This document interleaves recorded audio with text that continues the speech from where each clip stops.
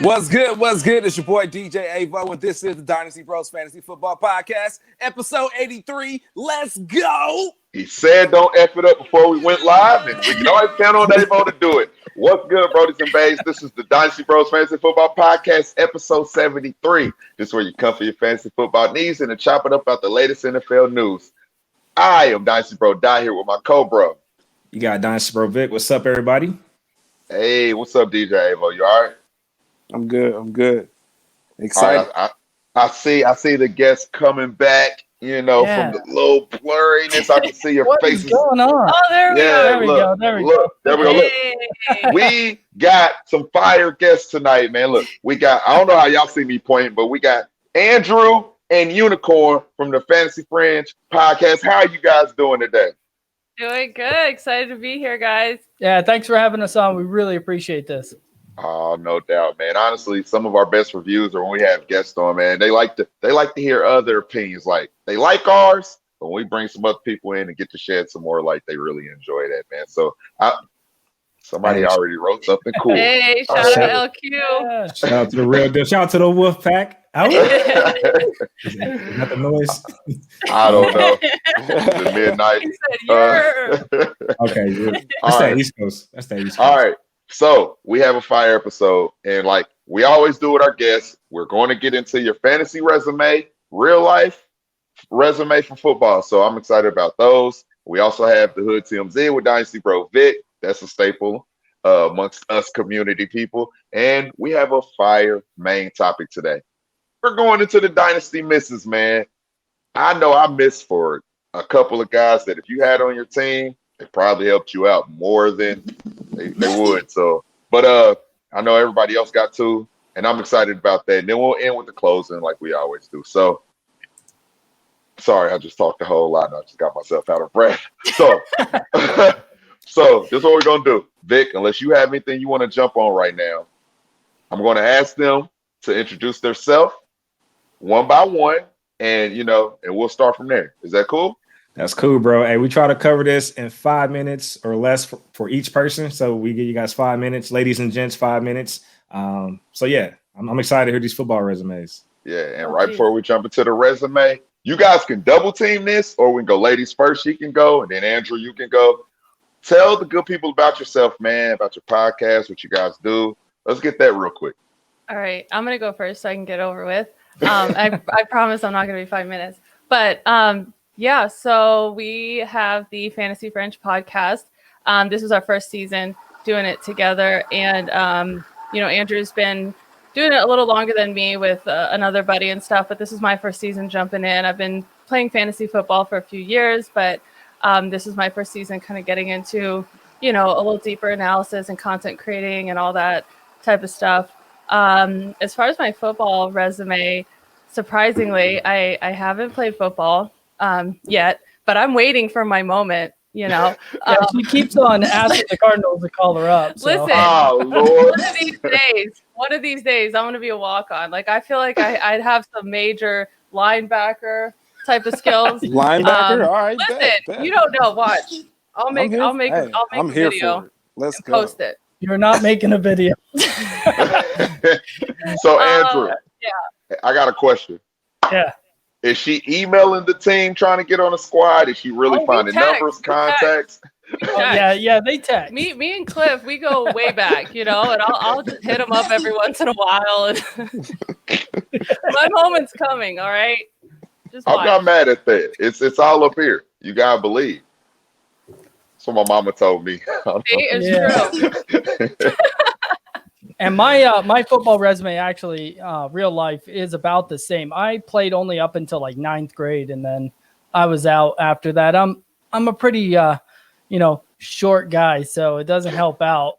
When I was in high school, actually, I was only like 5 foot flat. I'm almost 5'11" now, but I was a late bloomer for sure. So I was just getting knocked around on the football field in 9th grade, and I was like, yeah. I think I'm done. Okay. Before you go to fantasy, what position did you play? Like even in like middle school? In middle school, I played a little bit of safety and a little bit of corner. Okay. Uh-oh. I see you. Yeah. He'll lock you up, Vic. Oh, no. man. Hey, I'm humble now as a 31-year-old man. So I'm gonna say I don't know. I'm just I'm trying to let the ego go. Wait, before we move on one more time, are you really humble if you say you have good as hands as these NFL players in Madden? That doesn't sound like a humble statement. Ooh. I said my hands are 83 on Madden. I'm standing by that. I'm sticking by that. If they were to create me on Madden, I have 83 hands off top. Do you remember a couple names that had 83 hands, Vic? Do you remember a couple of the names off top? Eric Ebron, Paris Campbell. Yeah. Hey, it is what it is, man. Facilities up the street. All right, Andrew and Unicorn. That's a humble guy above you guys. All right, so let's get into your fantasy resume, Andrew. Yeah. What is it like? So yeah, fantasy. I've been playing for years. I went all the way back when I was younger, 6th grade. Pretty much, I started with my father's league and everything.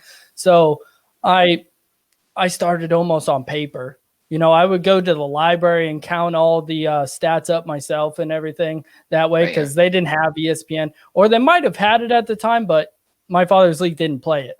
So I would just count up all the stats manually. I started podcasting, probably like 2 years ago, but it was always hit and miss. Like I had a guy that I would do it with, and then we would go for a week, and then I wouldn't hear from him for a month. So he was very inconsistent. I stopped after like 2 months of it, started up again about a year ago, and it happened again with a different guy. And so I just gave up until I asked the Unicorn to be part of my podcast, and we've been running strong since September. So not too long, but we're going to keep going. I'm having a lot of fun with it. So, and I love being able to guest on other people's podcasts and have other people on our podcast. So yeah.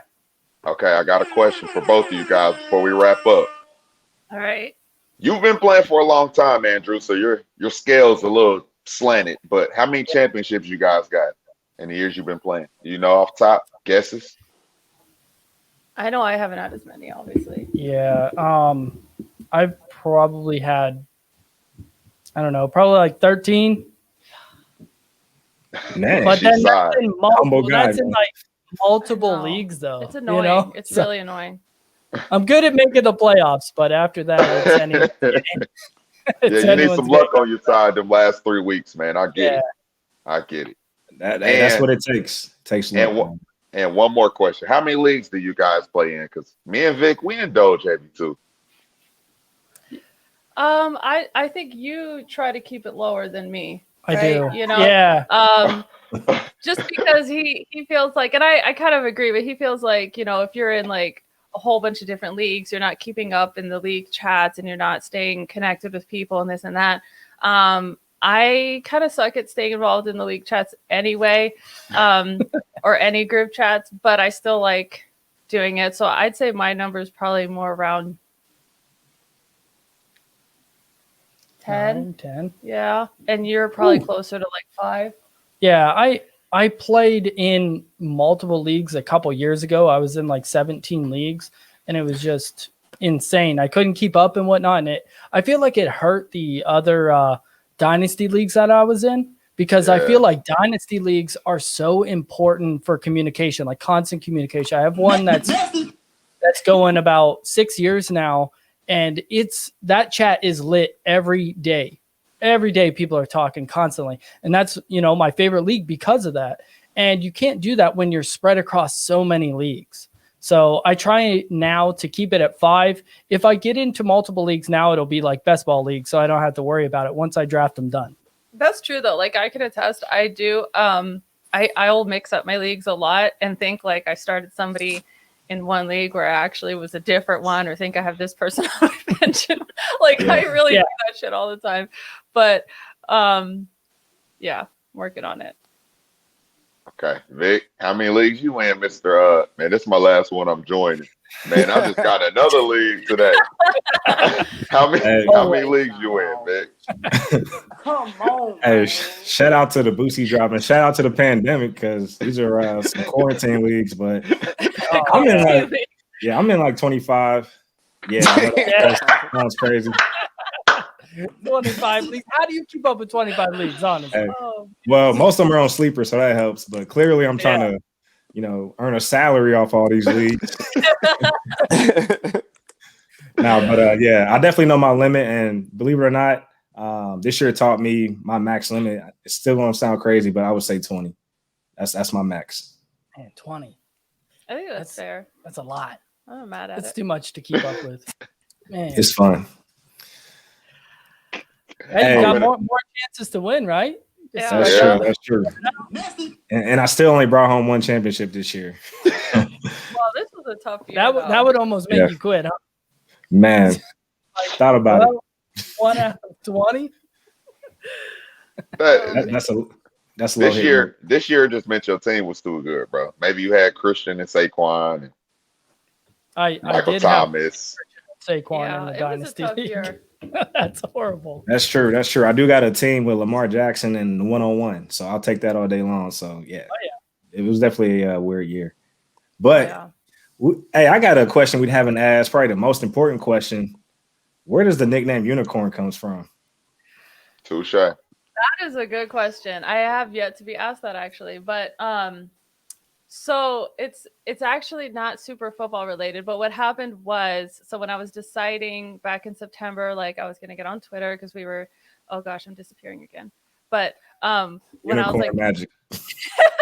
when we were like, okay, I'm going to get on Twitter because I'm going to be doing this podcast thing or whatever, I was trying to think of, what my name was going to be, because I didn't want to use my real name for a couple of reasons. One, because I'm an elementary teacher, and my kids have this really sneaky way of like finding me on social media. And then I have to be careful about what I'm putting out. And I was like, no, I don't want to have to deal with that. So I wanted something that like wasn't my real name, but also my real name is just really hard for people to even pronounce. And so I was just like, I'm just going to stay away from that. So my kids at school, they know that I love unicorns, and they always call me a unicorn teacher and this and that. So I just was like, I'll be the fantasy unicorn. Hey, that's dope. And shout out to you for preparing the future leaders of tomorrow. So, hey, my hat's off. A lot of respect for all the teachers. All right, I got to ask you too, Andrew. Where does the name Andrew come from? How do you get a name like that? Yeah, I wonder where that came from. Well, my real name Daniel. I got about 15. I was like, I don't like it. Went downtown. Went downtown to the courthouse. Sorry, we got country Indiana accent. Oh my God, that killed me. Oh man, that's funny. All right, hey, thank you guys for your resumes, man. And, hey, appreciate y'all for sticking through y'all leagues, making it through this pandemic season, and good luck into next season in advance. So, telling y'all that right now. All right, no doubt.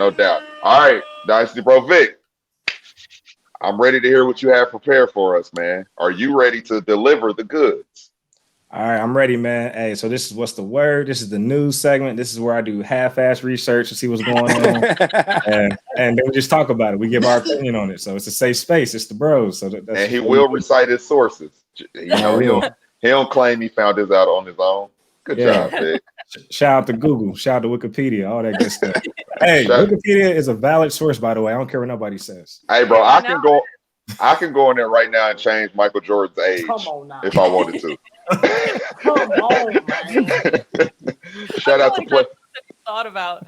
Yeah, shout out to plagiarism. We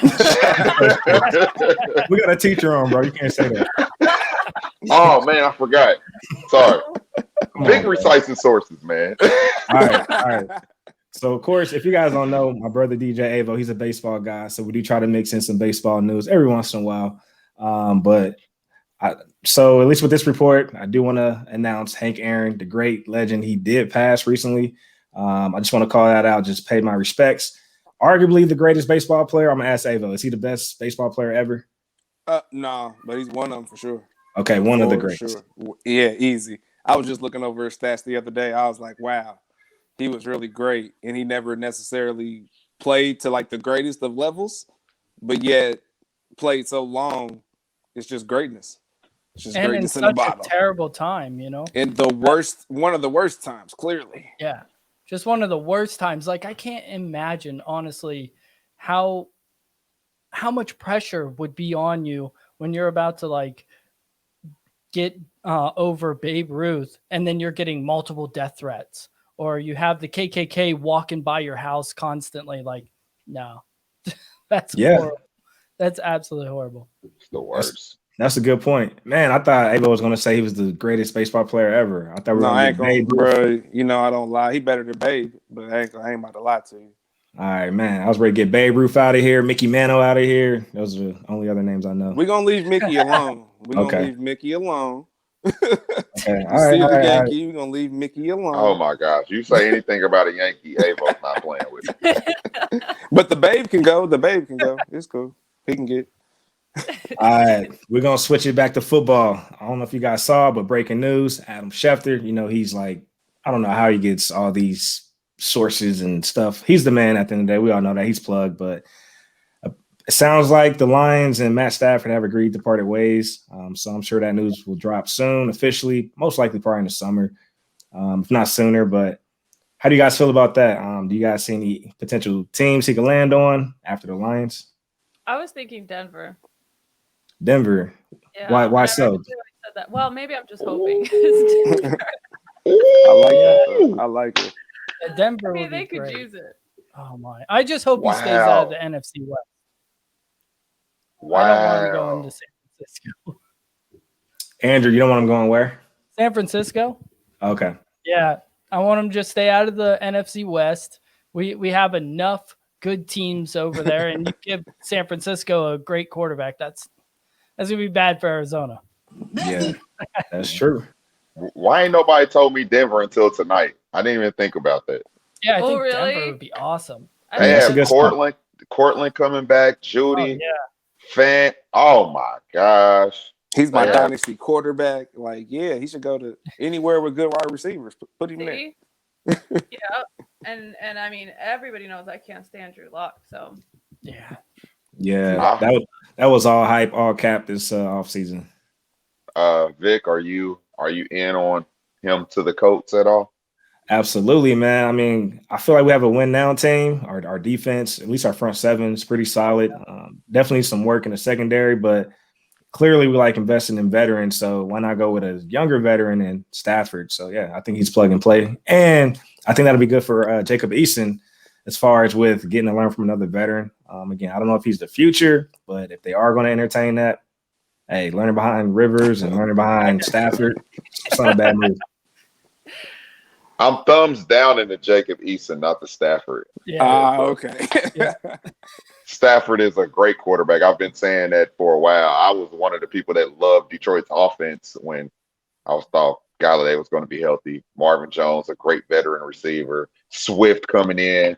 You know, I love Detroit because of Stafford. You know, I feel like they would have been able to keep the ball moving, scoring a lot of touchdowns this year. But, you know, a lot of injuries happen.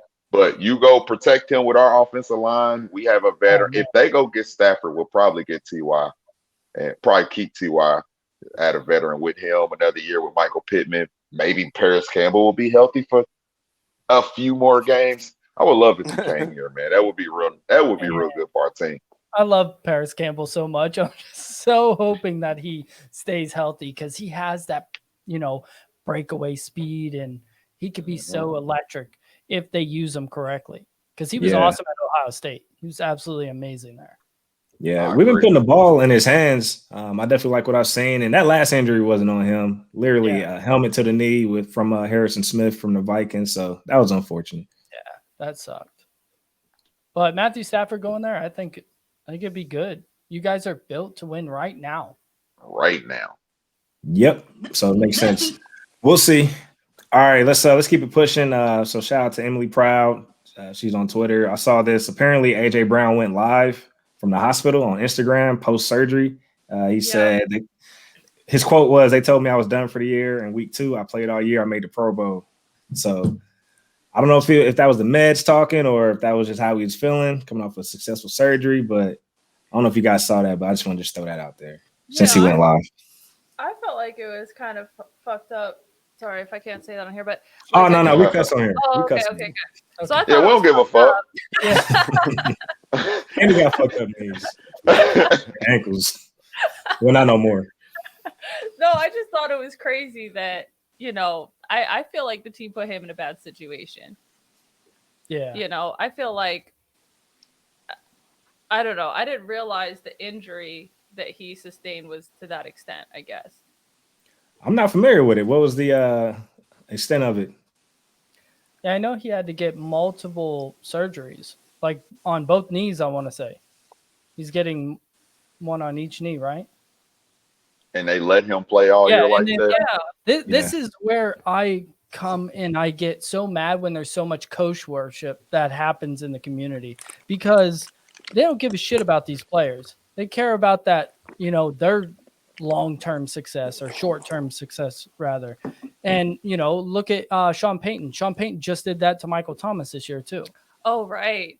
That was crazy when I saw that. What was it last week or a few days ago? That we were all wondering, like, where the hell was he? And then apparently he was injured, but they still wanted him out there. Yeah. Yeah, I did hear that Michael wanted to try to get Breeze another shot at the title, at least recently. So yeah, well, the difference between those two is AJ Brown was actually still good through his injuries, which sucked. But the Saints should have seen that Michael Thomas was a shell of himself, and he wasn't really even helping the team, to be honest, all year in those games he was playing. They should have just set him down and focus on, hey, he's going to be on our roster. He's one of the top receiver talents in the league. Just stop, bro, and we'll have you next year. I don't think it was worth risking, like, a more major injury to him that would have kept him out, longer next season. I don't think that was worth it. But knowing that he could do what he did this year, top 14 wide receiver. We should go buy him. we should go buy more AJ. Yeah. If you can buy him, it's going to be a buy high. We bought him. What did we pay Vic? Juju and a second last year. Oh, man. I think so. Yeah. So me and Dot, we co-GM a couple teams. I can't do any more with him outside of those couple teams, but yeah, I think we did. Hey, we just butt heads, man.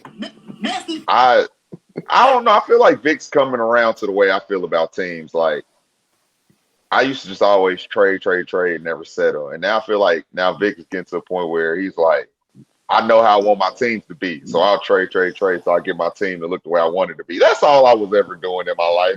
That's all I was ever doing. It's all good, bro. It's all good. But try to get one more team together, bro.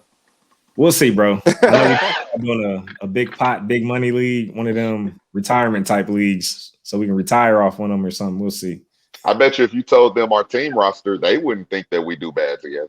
But that's another story. We'll talk about that a different day. All right, let's keep it pushing, and hopefully AJ Brown knees are good going forward. And I mean, he's a beast. We all saw him run through Baltimore's defense. Oh yeah, 100%. He got mega knees. Okay, my bad. The Stallion. We got Stallion knees. Sorry. How we got there, I was like, wait, what? You doing a crybaby, bro? He can do the crybaby now. Yeah, bro. When he had 100%.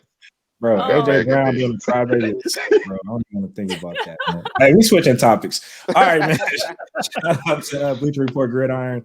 Najee Harris, shout out to him. He just won a national championship with Alabama.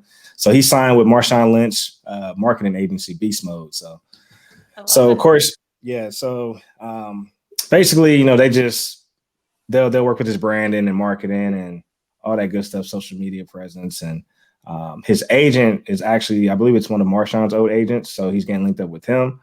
And Marshawn on the Beast Mode side is just going to help boost him from a marketing standpoint. So I just thought that was cool since they both got the Bay Area connection. I like that. I've been seeing a lot of comparisons too about, Marshawn Lynch's play style and Najee Harris's play style being really similar. And I'm basically a Najee stan at this point. So I love it. Man, me too. I think doesn't he hold like all the records for Alabama, like yards, touchdowns? Crazy. Yeah. Cool. And then the last thing before we get out of here, I do just want to acknowledge again, this was a historic week, and on and off the field. So if you guys don't know, Jennifer King, she actually is the first Black woman to be a full-time coach in the NFL. So she'll be the full-time offensive assistant for the Washington football team. So, yeah, that was first reported by the NFL Network. So, yeah, women are doing great things. Women are dominating sports. So we just love to see it. Love it. Yeah, Another it's win for crazy the that it sisterhood. took this long, though, huh? Yeah. Absolutely.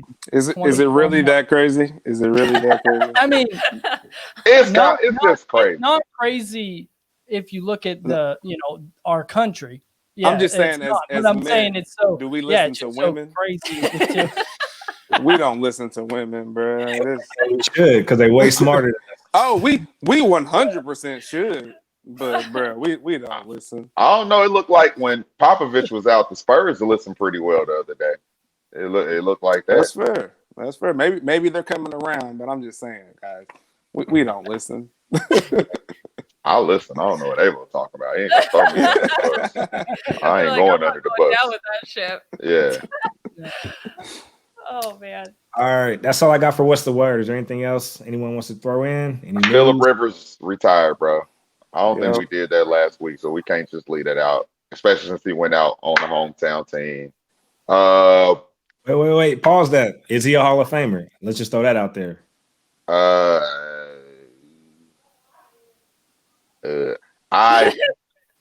I've been loving football through his whole career, and I don't think I've ever once said, man, Phillip is one of the greats. I don't think I've ever said that.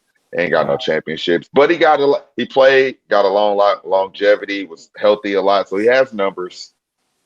Just no rings, bro. Yeah. So I don't know. I don't want to knock him, but if he never gets a ring, I feel like, if he don't get to the Hall of Fame, I guess I understand it. Yeah, the Hall of Fame. Yeah, I agree. The Hall of Fame, honestly, anymore is based on these numbers and everything, but I feel like it should be, did this guy change the game? Yeah. And he didn't. He was good and he was there for a long time, but just staying on the field longer than anyone else, no. Yeah. I don't think so. I don't know, man. That's the football accomplishment. yeah, that's true. Maybe he needs his own Hall of Fame. Just hey, man, you made it, man. It's like the same thing with Eli Manning. Everyone, will say he's a Hall of Fame. Like, he had 2 Super Bowls. Yeah, tell me how you really feel, Dad. No, but for real, Eli trash, bro. If you look at his career, he won those Super Bowls on the backs of his defense. It wasn't him. And on the back of David Tyree. Is that his name? Yeah, that's right. Right on the side of his head. Yeah. Eli trash. And he don't even make good commercials without Peyton.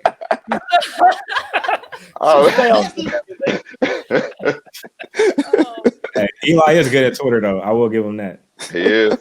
Yeah, bro. Hey, Tom Brady's killing Twitter too. Yeah, they are. That's funny. All right. Before we get to the main segment, let's do this. Let's start with the guests.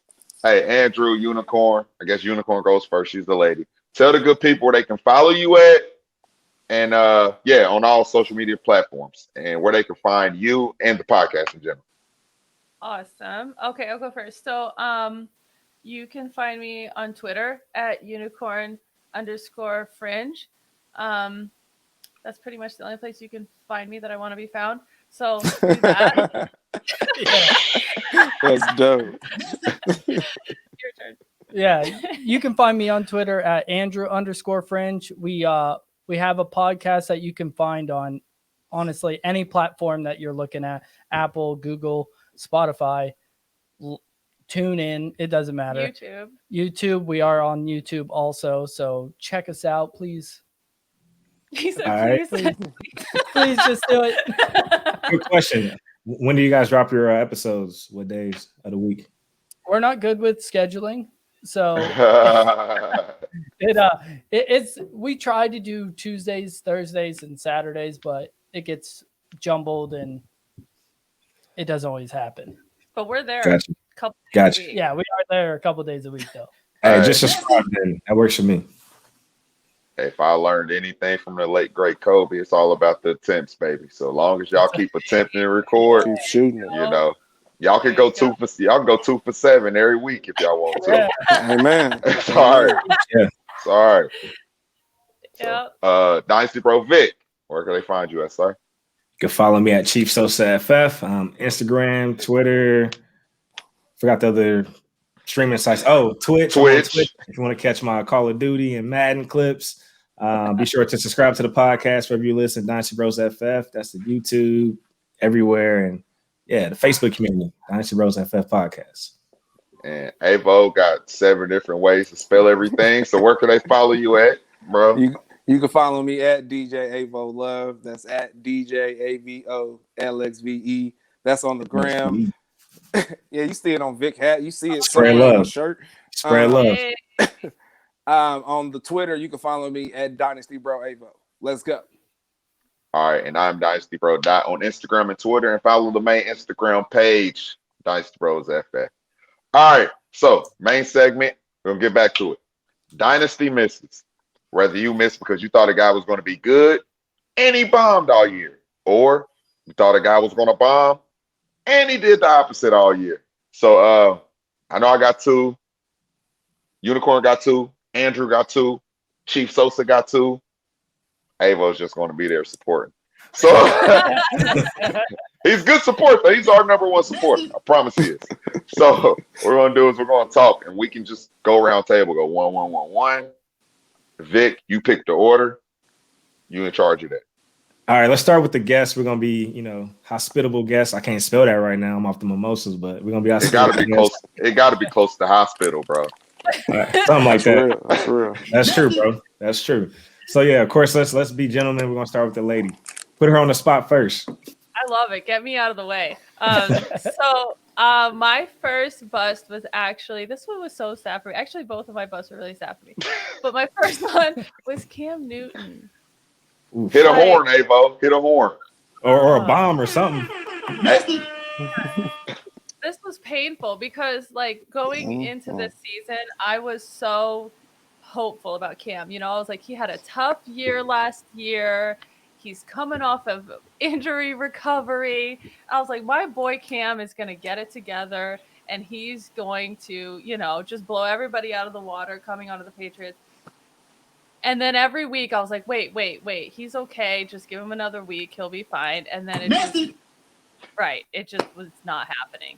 It was painful to watch. And he acknowledged it. He knew too. He knew that he just wasn't pulling it together. And I mean, there were a lot of other factors involved on, the Patriots kind of having some struggle. It wasn't all him at all, but there was a certain part of it where it was just like, where is Cam Newton? Hey, can I go first? Please let me go. Hey, we talked about this probably 3 or 4 weeks ago. Did you get caught up in all those off-season videos like we did when he was working out and he looked amazing and he was dancing and talking stuff? I'm like, oh my God, he's back. He's quarterback God again. I fell for it. Hey, let me tell you how hard I fell. I wrote a damn article on it. That's how hard I fell. I ain't wrote a paper since my senior thesis in college. I was mad. Okay. By the way. Okay. Andrew. Man. So I see how she feel and us 3. Where was you at on Cam Newton, man? Oh yeah, I missed also. I was high on him coming out because if you look at his fantasy finishes, he almost had every single year that he played the full year being a top 12 fantasy quarterback. So I was like, well, he's back. And then you saw him after week 1 running 2 touchdowns. You're like, he's back. And then, nah. He went back. I was like, oh, damn. And then you see him over there, flopping on the ground. Stop. I love Cam. Don't He's even. just rolling out of his let him out of his chair if he wants. I still love him. Hey, look, I do want to say this. Of course, Cam did kind of fall off with the throwing, which wasn't always there anyways. But I do want to put some of this on the Patriots, like the coaching staff. Think about it. They're used to having Tom Brady where they can go week to week game planning, where they want to be run heavy, pass heavy, all this good stuff. and it seemed like they thought they could just handle Cam that way as well. Hey, the games where Cam was, but the weeks whenever Cam had 10 plus carries, that offense seemed to flow a little bit better. So I would have liked to see that a little bit more. But at the end of the day, I mean, I'm not gonna not acknowledge the decline of Cam. He is on a decline, but I do want to put some of that on the Patriots. So, hey, I mean, you got to just utilize the skill sets, which is just running. Got to take your shot at the Patriots. Got to take your shot. Low key. It's not an episode without a Patriots comment. I feel like that's a good point though, but I want to believe that there's still, that old Cam potential there. I feel like I noticed listen. I feel like I noticed a little bit from watching him the first few weeks. Throughout really, it seemed like he didn't seem healthy. And I don't know if it was, him coming off that injury from before, or if it was COVID and like lingering effects or what it was, but he just didn't seem like he felt all the way good. Do you know what I mean? Yeah. And so I'm just hoping he gets another chance to stay on that team next season.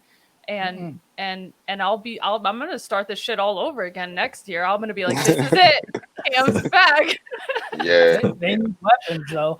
They can't go into next year like they did this year. That's true. Number one, Jacoby Myers. I know. They can't be leaning on Jacoby, but Gunnar number 4 on any other team. Gunnar Ozowski. I can't even say his damn name. Yeah. I will agree, though. He did look hurt in interviews. Ego got hurt. I didn't see confident, dressed up Cam for like the last 6 weeks, man. I was saying, who is this cat? It's on me, guys. We can't do this. We can't do this in New England. I was like, oh Lord. But yeah. But I think we should have thought that was going to come to Cam Newton, because Cam Newton's never been a above 65% passer anyhow. So once he falls off, it was going to be over. Yeah. It was going to be quick. And it was. So, of course, he was brought in on a 1-year rental. Where would you like to see him go? Of course, I just heard your unicorn say, give him another shot in New England. But what about everyone else? I have a spot, but I want to hear where you guys got him. To the Texans in a straight up trade. Straight up trade. They might do it, man. Ruin his whole career. They might do it. I just want to see what Deshaun can do with the Patriots. Might be able to do something good. All right.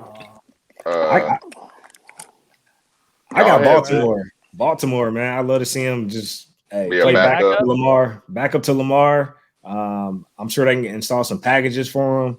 So, for me, I think he could have a role there. Play, Taysom Hill type role in a limited package type role in Baltimore. So, I like that. That's not a bad spot. Yeah, I like him more of a backup, though. I don't see him starting. I can't think of a team that he's gonna be a good starter for. He might start. If he went to Denver right now, he could probably start over Drew Lock because he's a bum. But that's not much of an upgrade. They're still gonna lose. Yeah, I'm sad. I'm not even gonna try to name a spot because I don't see him starting next year. So. Yeah. Y'all know we just spent 13 minutes talking about Cam Newton's season. Because we're so disappointed. We should feel ashamed of ourselves. We should feel ashamed of ourselves. We dragged his season into a 13-minute conversation. It wasn't 13 minutes, but I'm just playing. He shouldn't have had them damn videos that made me go buy them. Hey, I got offered Aaron Rodgers in a Superflex League at the top of the year after week 1 for Cam Newton and Leonard Fournette. And you know what I did? I said no. Did you see Cam Newton? He's back. You keep your Aaron Rodgers in a Dynasty League. Yeah, so I don't have no sympathy. Yeah, I don't have no sympathy after that. Oh, my God.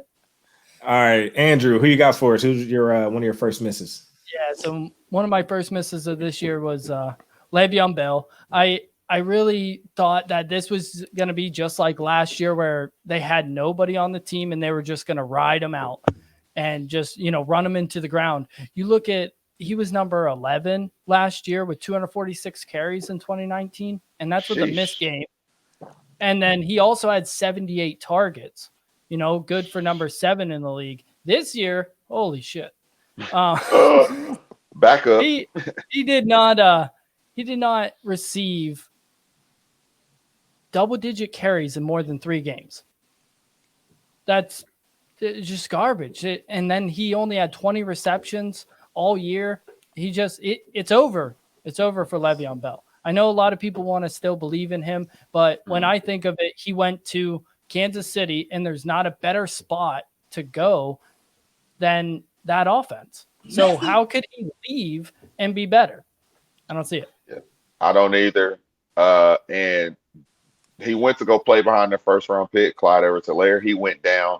You thought he would have been next man up. He got outplayed by Darrell Williams for those games Clyde was out. So I think he's back up for the rest of his career if somebody even wants him on their team at this point. Yeah. And he's only there for what? 1 year rental. So yep. I don't know if he'll be on the team next year. If he is, it'll be a backup role. Yeah. All right, Dot. Who you got? You want me to talk about the guy that just completely exploded that I said wasn't going to do nothing this year? Or you want me to talk about the guy that I'm like, oh my gosh, landing spot, number 1 running back? I didn't quite say number 1 running back, but hey, I think since we just talked about the Chiefs, let's just keep it going. I think it's a smoother alley-oop, Right. no look pass. Shout out to all the leagues. I took Clyde Edwards-Helaire instead of Jonathan Taylor and just trusting all the talent. Time to go. Yeah, man. But I was just sold, man. All I heard was Clyde Edwards-Helaire to the Chiefs. And I'm like, oh my gosh. And then the next thing was Pat Mahomes said he wanted his guy. He wasn't bad, man. It's just the offense where the running game is the second option, honestly.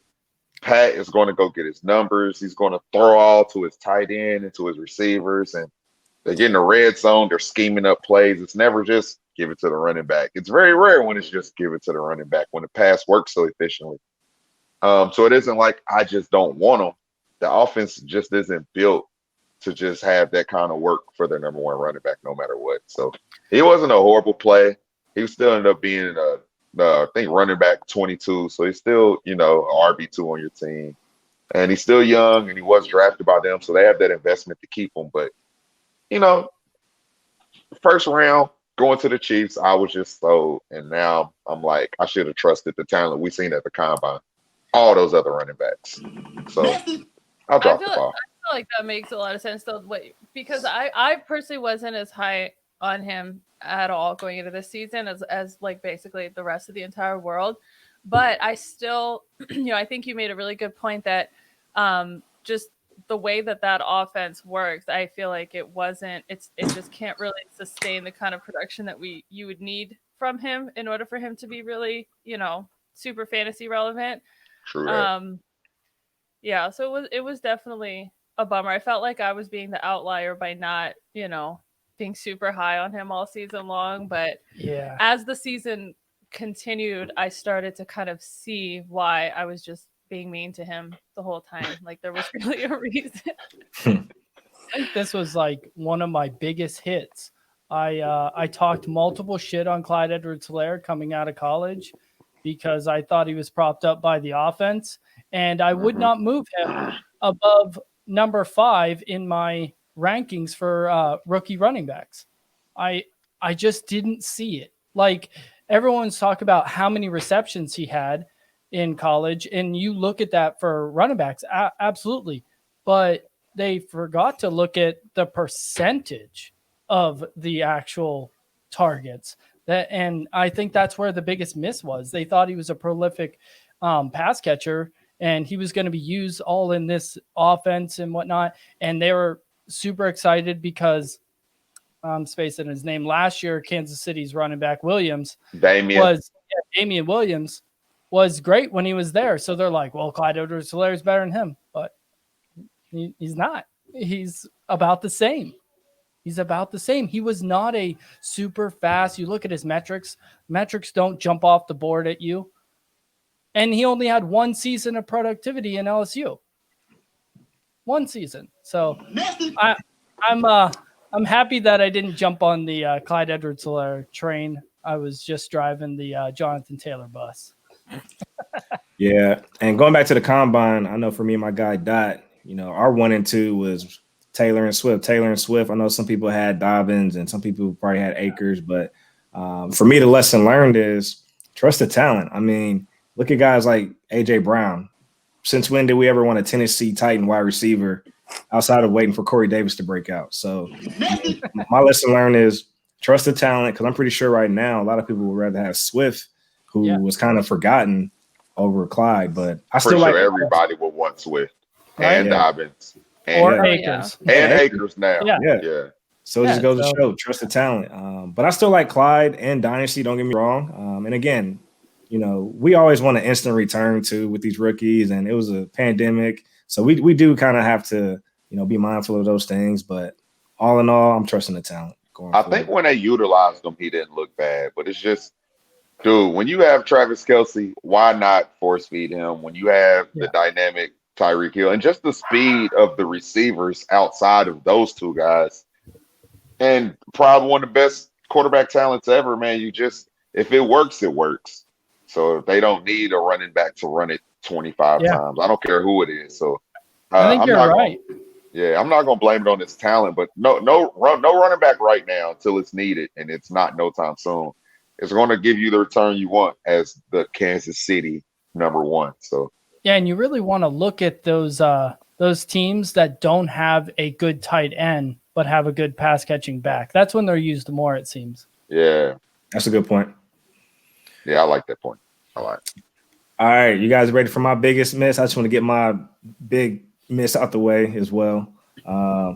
So let's go to the LA Rams tight end Tyler Higbee. This was a guy I was banging the table for, and people were, I know my guy Dot was like, "Look, man, he probably had a good 6 weeks of streaking last season." I was riding that high from 2019 into 2020, and week 1 went by. I didn't panic. I was like, okay.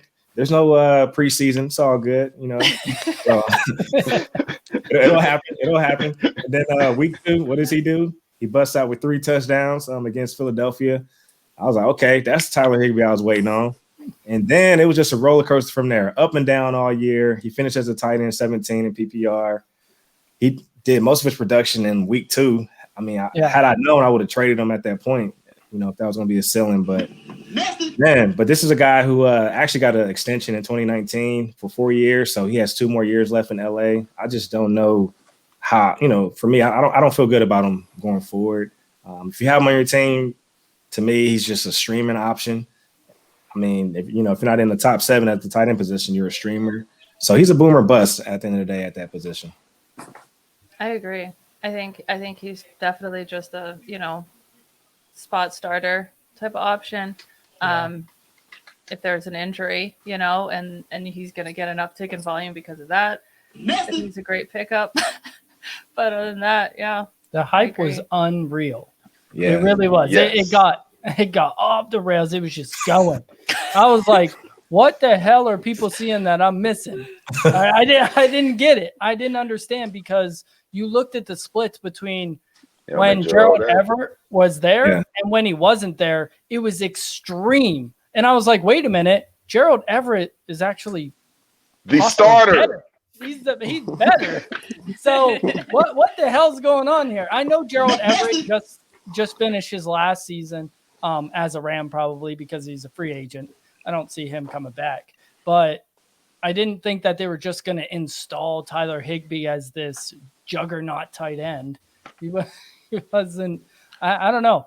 People were taking him like between 3 and 5, and that was insane to me. I didn't get it. I think that there's only a couple of tight ends that are good, and the rest of them are just like shots in the dark. Don't take those mid-round tight ends, kill you every single year. You might as well take them at the beginning of the draft or the end and just take flyers. Yeah, a bunch of flyers all at once. Yeah, because that middle round is where you get killed. That's true. And then also you get guys like Robert Tonyan that emerge and Logan Thomas. So and you'd be happier with them on your team, and you didn't have to pay for them. And now he's just sitting on your bench for no reason. Can't even get a spot start. and then you feel too bad to drop them because you're like, you don't want to be wrong. Yeah. Yep. You know? And then That's they'll true. catch some cool practice catch in the off season, and it's I love when that happens. You see the hype videos come up, and everyone's like, he's going to be the next Randy Moss. yeah, that's what's going to happen. Hey, I do want to say this is probably a good time to go get Bryson Hopkins for the Rams, given Higbee has 2 more years left, and then you just spoke on the Everett situation. So Bryson Hopkins, tight end out of Purdue, he was actually, I think he led the team in receptions his senior year. I think Rondell Moore was out that year. Definitely fact check me, but he's definitely a receiving tight end. Rondell Moore, I love him so much. Man, Rondell Moore. He's crazy. The top end receivers, man, this class. Oh yeah, they're I fire. love them. It's reloaded. Yeah, reloaded. Yeah, you hear how soft spoken we just got, Andrew? I can tell the passion you have for Rondell Moore. I like it. I love Rondell Moore. I do. He was talking about Bryson Hopkins. All he said was, yeah, Rondell Moore was out. You said, Rondell Moore. I'm thinking about maybe writing him a letter right now. Yeah. Oh, man. All right, we going back full circle, Vic. Yep. Back to you, Unicorn. All right, back to me. So, this was another one that really hurt my feelings, but and especially because he's a Cardinal, you guys. But it was Kenyon Drake. And I feel like so everybody going into this season, it felt like was either really high on him or really low on Kenyon Drake, right? Yeah. Like either you really believed in him or you just thought he was absolute shit. But I really believed in him. And obviously it just fell flat. But the biggest thing too is I feel like, I don't know if any of you guys noticed this, but I feel like the beginning of the season, the first few weeks, it looked like he was playing through an injury. Yeah. If you notice, there was, I can't remember what week it was, but I'll have to go back and look because there was one particular week where I remember watching the game and saying like, holy shit, there's Kenyon Drake now. Like he's actually moving in a way that, you know, you can see his regular ability kind of coming back. Like he just seemed really physically limited those first few weeks of the season, but there were no reports out or anything like that at that point. You know what I mean? So it wasn't really anything you could peg down, but I still believe there was something going on that they didn't want us to know about. He was injured. Okay. But regardless, you know, I was kind of expecting to see more of Kenyon Drake on how he ended the 2019 season. Yeah. We didn't have that. Even when he did kind of come back and look more like himself, it was still super inconsistent. And I got in so many back and forth arguments on Twitter with people about this, but you know, some people are blaming Kyler Murray for Kenyon Drake's lack of production. And I don't even feel like it's that. I feel like it's just that Kenyon Drake has been super inefficient this year. I feel like he's gotten at least enough opportunities that he could have capitalized on, and we just did not see what we should have seen from him. Yeah. Who want to go? Who want to go first? Andrew, this they team. Let's let Andrew chime in on this. Yeah.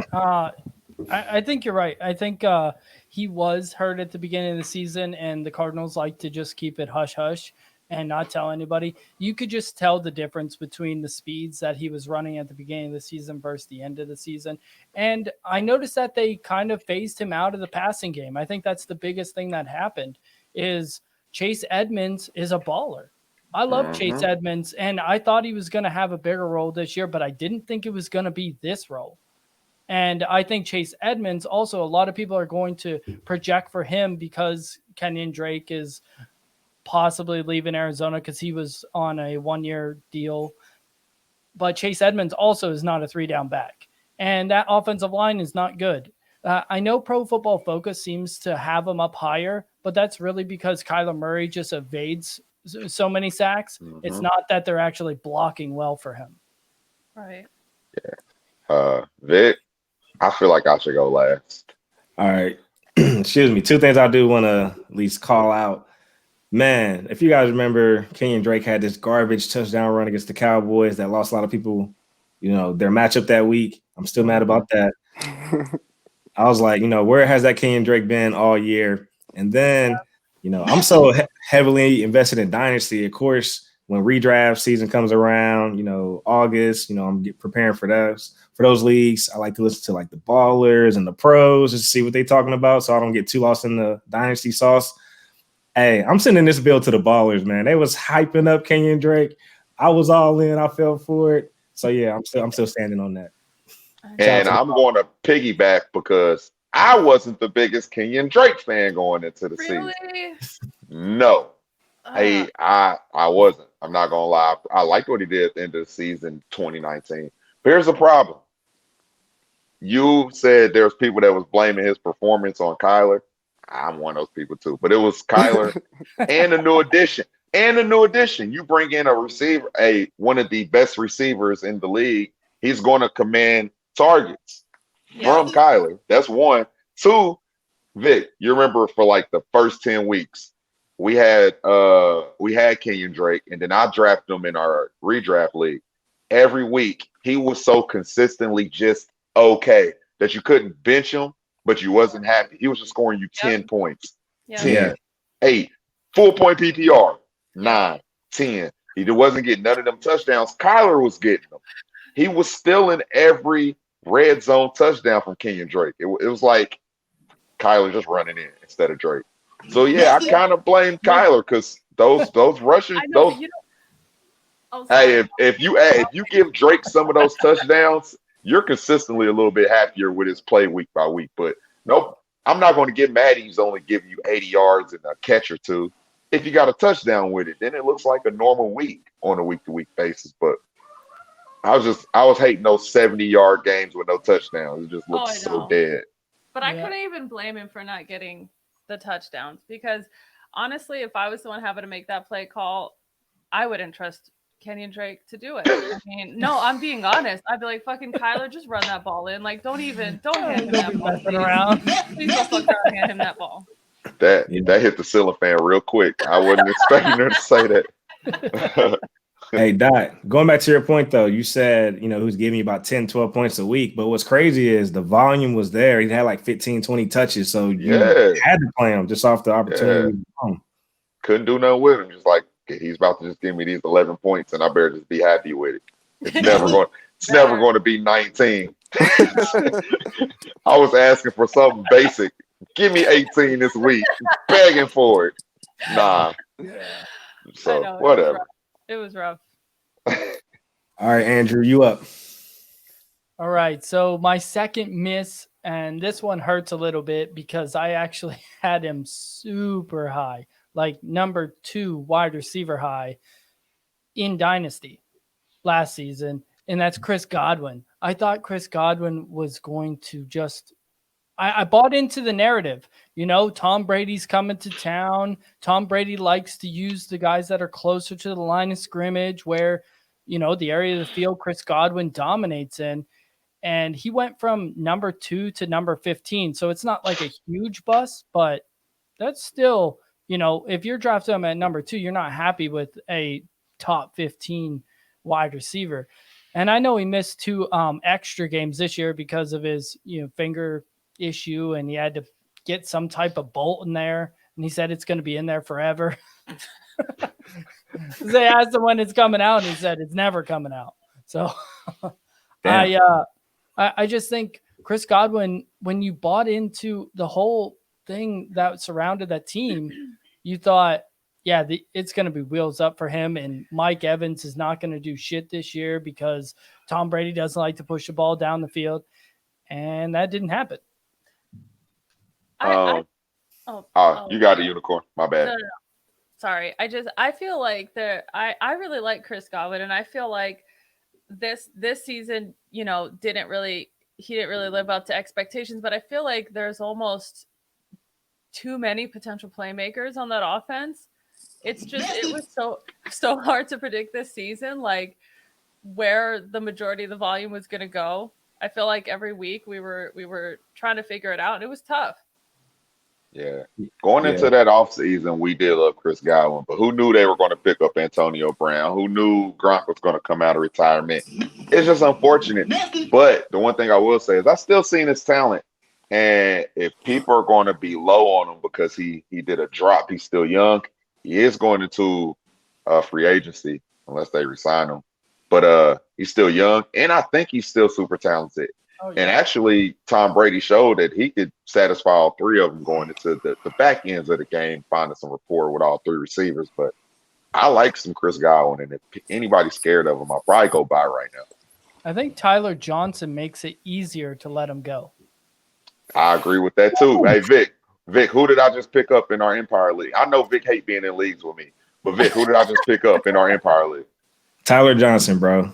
So, I definitely remember that. Yeah, I feel that way too. Whoever was yelling, but nah, I'm just kidding. I do like Tyler Johnson, but I do want to say this: Chris Godwin. I remember you put him on my radar. So, I think coming off the 2018 season, was that his rookie year? I think he ended the year hot, and the expectations was there going into his second year.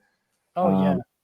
So yeah, from what I've been seeing, at least these last few games, even with the busted finger, he's still making these all-pro catches and all-pro plays, and he's dragging his feet. Like he's nice. So I think you definitely should go get you some Chris Godwin and some Tyler Johnson. Yeah, I think he's absolutely a ball. He's great, and he was good in Penn State. So you saw this coming out. We were waiting for him to have that breakout because we saw this production in college and everything. So I was excited for Chris Godwin to finally break out last year, and I just thought he was going to make that jump even forward this year, but it didn't happen. But that doesn't mean to sell him. Yeah. Please don't sell him. Please don't sell him. Buy him. Yeah, if you can buy him. Yeah, that's the second lesson of the year. Of course, you want to trust the talent and also practice more patience. So that's a good one.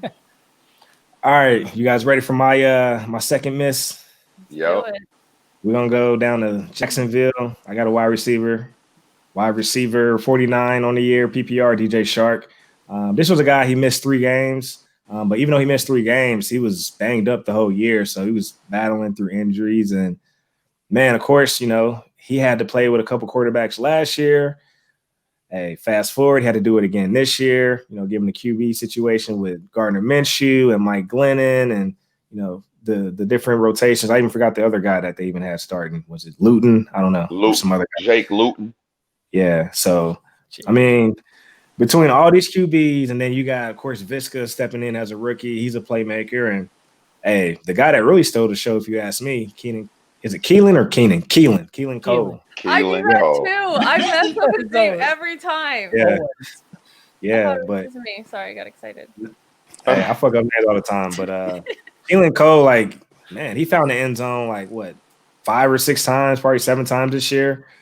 So I do have some question marks. I know people are excited about most likely Jacksonville is going to take Trevor Lawrence, but with all the hype around Visca, can we really expect Chark to be the man going forward? And again, we see that offense loves Keelan Cole. So I'm curious to know what you guys' thoughts are on DJ Chark going forward. I feel like sorry, I keep jumping in first. But I feel like next season we're gonna see a lot better from him. Like you kind of touched on, he had a lot to deal with as far as the quarterback situation. And we know that should be resolved next season. I think he and Laviska are both gonna have a better year in 2021. Andrew? Yeah.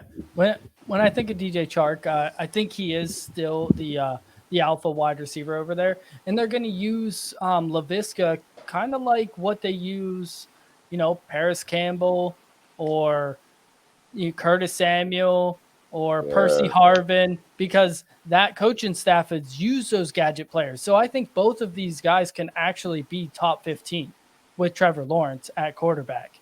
I think it's going to be exciting because their defense is still terrible and it's not going to just turn around overnight. So they're going to have to throw the ball a bunch. I think the biggest hit is going to be James Robinson this year. But talking about DJ Chark, I think the area of the field he plays is completely different than Laviska. So he's going to be the deep guy still. I see him doing well. I don't know. Yeah. And off pure eye test, to me, he still looks like the best receiver.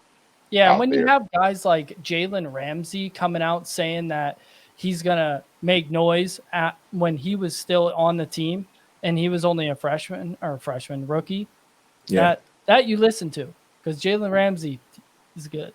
Best corner in the game right now. He said Jalen Ramsey is good. Yeah. Oh my gosh! So look, last year Jalen Ramsey was frustrated with the team, and I made a bet saying that he was one of the best cornerbacks in the league, and I lost the bet because he played frustrated and fed up all last year.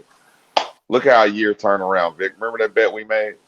Oh my gosh. You said Ramsey wasn't a top 10 cornerback. Oh Yeah. man. Oh, He that's wasn't right last on year. line. He wasn't last year though. That I mean, he just played fed up. I mean, that's what superstars do now. They complain, they act, they play to a certain percentage of themselves so they can get traded. Yeah. But yeah, DJ Chark's still the most talented receiver there. Still like it. I want to get into my second guy, and I don't want to talk about him for a long time because I'm still killing myself for trading him away in a lot of leagues, not believing in him, not believing in the offense he went to or his quarterback maintaining the number one guy. He ended up being the number 3 or number 2 receiver, depending on the format you played in. And we're talking about Stephon Diggs going to Buffalo.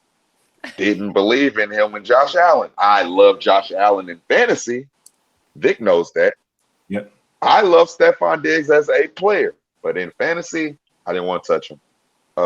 Josh Allen's not accurate enough. They're going to run the ball too much. He's not going to be able to get it to Diggs. He did everything I complained about. Completely did every single thing I complained about and made Stephon Diggs the top 3 receiver. What the hell, dude?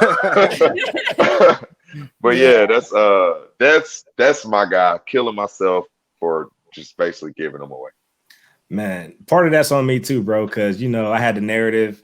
I don't like receivers in new situations. That chemistry is not going to be there. So we was on that narrative too, man. And we was on that narrative for him and Hopkins. Like, at the end of the day, superstars are superstars. So, yeah again, trust the talent. That's been the thing. I think I would have been on that narrative also, but I love Stephon Diggs so much that it allowed me to not be on it. Now. There's just certain players that I feel like, that narrative, it goes along with it. But Stephon Diggs, DeAndre Hopkins, they don't fit that narrative because they're just top of their game type of players. Before Andrew started. But I do say that I was not on the Josh Allen train. I've never been on the Josh Allen train. I mean, it's starting to come over a little bit now, but you look at last year versus this year, he was like 56%, something like that last year, up to 65 or 66% this year. That's better than like Peyton Manning. That's not sustainable, and that'll come down next year. But he did a jump. Yeah, and I didn't believe what you were talking about. They're going to run the ball a lot because I dislike both of their running backs. I think that helps a lot. Zach Moss, he's a bum. I was not on the Zach Moss. And Devin Singletary, I've been talking about him for a couple years now. I'm like, what is it you see about a small that's not great at catching, slow running back? Well, I thought it would be more great defense. Zach Moss coming in, filling in some of that, and Josh Allen already runs a lot himself. Isn't Zach Moss just a bigger Devin Singletary? Like they pick the same guy. They're like, wait a minute, we just need him to be a couple pounds heavier. Yeah. I got a better title. They're both glorified flex plays. I mean, that's just how I look at it. So, you want them to be RB2s, but man, they'll never shaking to put them in your. Yeah, you're shaking when you put them in your flex. Well, I'll say this: even if you didn't think there was going to be run heavy, I didn't think Josh was going to be out there flinging the ball like that either. It was. I feel like there's definitely a case to be made for being apprehensive about Stephon Diggs going to this season. Andrew happens to play more risky, and so I think that's why he feels like, I would have still taken a shot at him. But I think it definitely makes sense that there would be some apprehension about, Diggs' consistency this year with Josh Allen. I mean, I definitely had it in mind also. Yeah, I don't think any of us really expected this. It was just Yeah. that what is Josh Allen good at? He's good at throwing the damn ball as far as he possibly can. And I was like, well, Stephon Diggs is fast and he can do this. So he's going to miss a lot, but he's going to hit a lot too. So Well, I thought it was still going to be around that 56%, but didn't happen. And the issue is they did go in with John Brown still healthy. And I feel like Yeah. Brown does a lot of that deep ball stuff too. And they had a real good rapport last year. And Yeah. I just didn't know Stephon would just come totally dominate those kind of targets like that either. Even though he's a stud talent superstar, I don't know, man. I don't want to talk about it no more. How about we just not talk about it no more? All right. It hurts.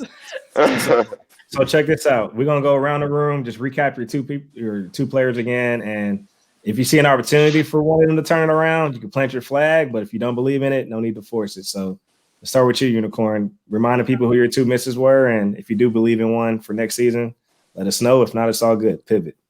All right. Let me remind myself first too. All right. So Cam, right. So Cam obviously did not live up to some of our hype this season. I still believe there's a chance for him to bring it back around if he's actually truly fully healthy this upcoming season. I really hope he can keep a starting role and show us what, that he's still Cam Newton. My other bust was Kenyon Drake. And I don't really see a lot coming out of Kenyon Drake going forward, especially on this offense. I want to root for him because he's a Cardinal, but I really just don't think he's that fucking talented. All right. There you have it. All right, Andrew. Le'Veon Bell, no. I think he's done. I would be selling him I would sell low. I'm okay with selling low on him. And then Chris Godwin, you should be buying. I think he's still, a top 10 going forward. All right. I had Tyler Higbee tight end for the Rams. Again, he's boomer bust, so he's a streaming option for your bye weeks. I'll just leave it at that. And he only has 2 more years left in LA, at least on the contract. And then I had DJ Shark. Of course, my squad here. You guys put some more confidence back in me, at least going into next year. So hopefully with a Trevor Lawrence and an Urban Meyer, hopefully they can get a DJ Shark to a wide receiver 1 type position. So, and I am Stephon Diggs and Clyde Edwards-Helaire, and I honestly still have faith in Stephon, and I have faith in Clyde, just on a scaled down more version. Just, not expecting anything from the Chiefs back more than what it should be. So I still like both of them. All right. Hey, those were the misses on the year. We want to be accountable. Hey, you can't hit on them all. It's all good. Hey, the goal is to keep your misses to a minimum. So that's the goal. Yeah. All right, we're going to get into this closing. Dot, you mind just giving us an overview? I'll explain it. When we go into the closing, we like to make sure to say, we echo it, calling it, say something good to the people. Health. Can y'all still hear me? It went out for a second. Can you still hear me? Yeah. It's cool. Hold on. Vic, explain it. I got to leave and come back. All right. So I'm just going to wait and let some time pass because he always explains it better than me. And hopefully when I'm done, trying to drag this out for a few more seconds, hopefully for not a whole lot more seconds, my guy is back and he's ready and he's here and he can explain the closing. Hey, the closing is called Say Something Good to the People. And that's where you got something that is, you want to share some light on some good health, good wealth, or if you're going through something and maybe you want to just relay that to the world, maybe they're going through the same thing, say something positive, uplifting, anything you got to share that's sitting on your brain, sitting on your heart, get that out. So that's what we like to do in the closing, to let people know that there is real life going on a day-to-day. It's not just all about fantasy football. So that being said, we're going to go with the guest again. So Unicorn, you go first. Andrew, you second. Vic, you third. Avo's last. I'm fourth. And before you give your closing, one more time, just explain who you are and where they can find you at before you go into your closing. All right. So, like I said, you can find me guys on Twitter at unicorn_fringe. And for my closing, I think I will just give a shout out, to everybody in the fantasy space, because I just feel like it's been so super cool this season, being able to connect with everybody, and all the connections that we've made so far these last few months have just been awesome. Coming on these shows with you guys have been so cool, and the conversations are so fun, and I'm just really glad that we're a part of this. And shout out Cole Komet Club. Also, you guys are the best. And listen, the Cole Komet Club is not even really about Cole Komet anymore. It's K. But he's in there. Hey, yeah. I have an autographed Cole Komet card. I'm all in. Do you really? Oh yeah, I'm about to. You're an honorary member. You're an honorary member. You're K gang. I got them for sale, bro, in the Dynasty Bros 1.0 league. If you want them, heads up. I might come get them. I'm about to grab a card just so I can show them. Do it. Hey y'all, so while he's off air, I traded him. Do y'all just think Julio is completely done? Do you think he has a year? No. Hey, Vic hates not Julio. He traded me Julio for Evan Ingram last episode on air. Okay, you can ask him about it. Ask him. Yeah, man, we love Coca, man. We love our tight ends, man. Like, I had to get rid of Evan Ingram last week, man. Yeah, bro.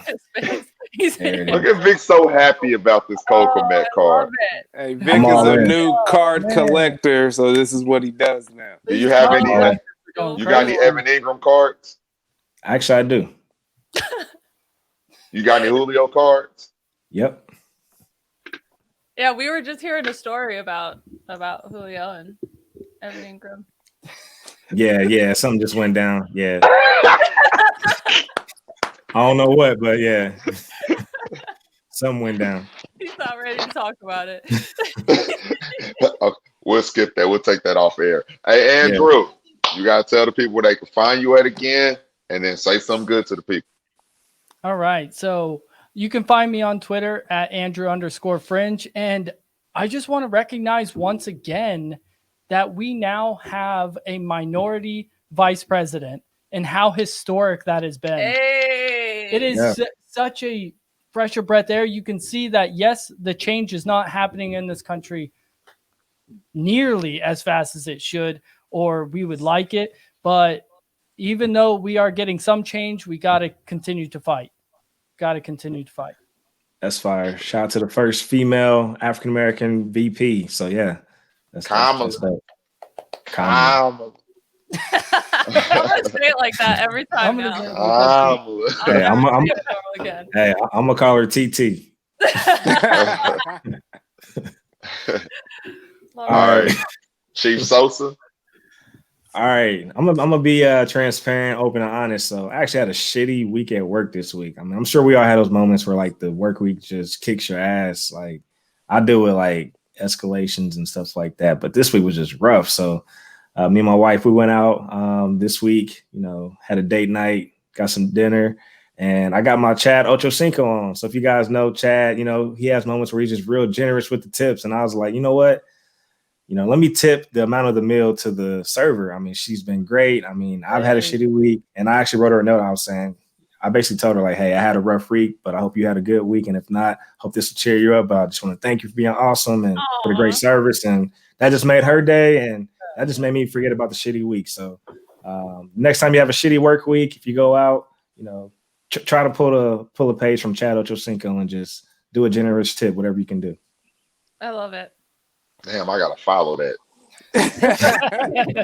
Well, I ain't gonna lie, man. Since we've been transparent, I ain't been sleeping well this week, man. It's been a shitty sleep week for me. And my homies know I go to work early. Been going in at like 4:30 for no reason. It's just overtime every day down there. And I can't get it together. I feel like I ain't been able to get a good night's sleep. But I still had time to have a self-care day this week. And you need those. So I was going to complain about that. Then I turned into a positive, man. I went and got me a massage this week. Just took care of myself. I had therapy this week.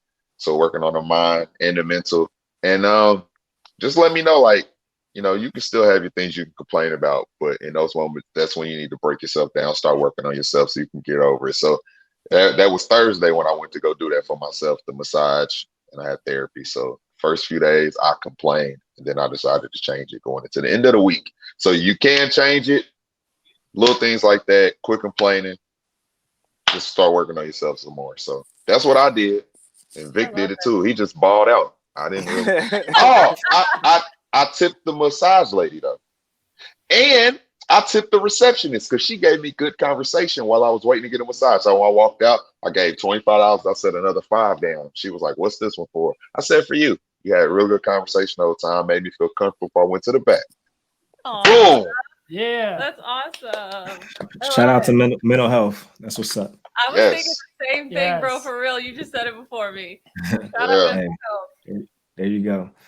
All right, DJ Avo. Give Top us your that. closing, and Top then that, try to Avo. top- yeah, try to top all that. So What we you gonna being do? so we being transparent. Yes. Well, I got baby number 2 on the way. So Oh can't be no man, more transparent than that. Aw. congrats. And that's He really that's about topped us, all I bro. can. Yeah, Yeah, he did. like I said, I gotta do what I had since y'all just kept going. I was like, oh man, I'm gonna have to say it. Man, I was gonna wait another week or two, but hey, baby number 2 on the way. Very excited. Me and the wife are just hoping for a healthy baby, and mostly just hoping for one baby. Twins do run on her side, so I'm just hoping for God. one baby. But yeah, that's my closing. So everybody, just take care of yourself. Be healthy. Just because we got a new president does not mean we're out of the pandemic. Just hopefully we're getting way closer to it. True. congrats, bro. Congrats. Thank That's you. awesome. Hey, now walk us out.